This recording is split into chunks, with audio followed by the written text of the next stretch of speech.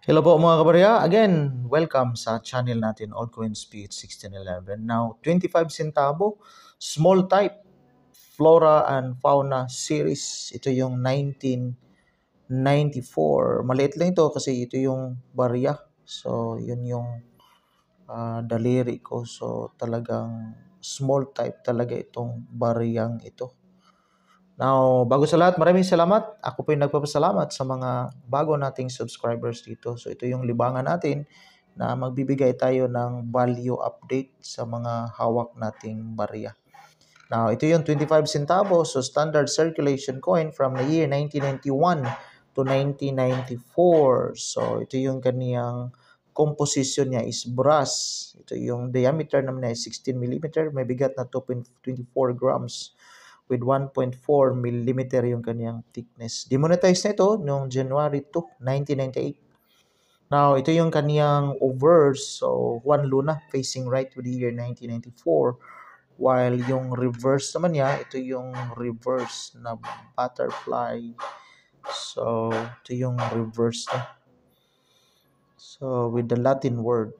Now, diretso tayo sa kaniyang value. Kung may value kaya o wala na yung barya na hawak natin. So, again, dito tayo sa in.numista.com.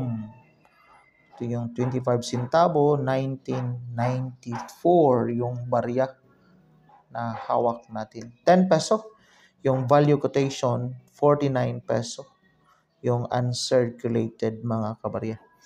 So, ito yung value quotation, pero again and again, linawin natin, hindi ibig sabihin na nakalagay dito na 10 peso may bibili kung may ganito tayo na hawak na barya. So ito yung value appraisal, pero iba yung buying. So marami kasi 62% yung kanang frequency.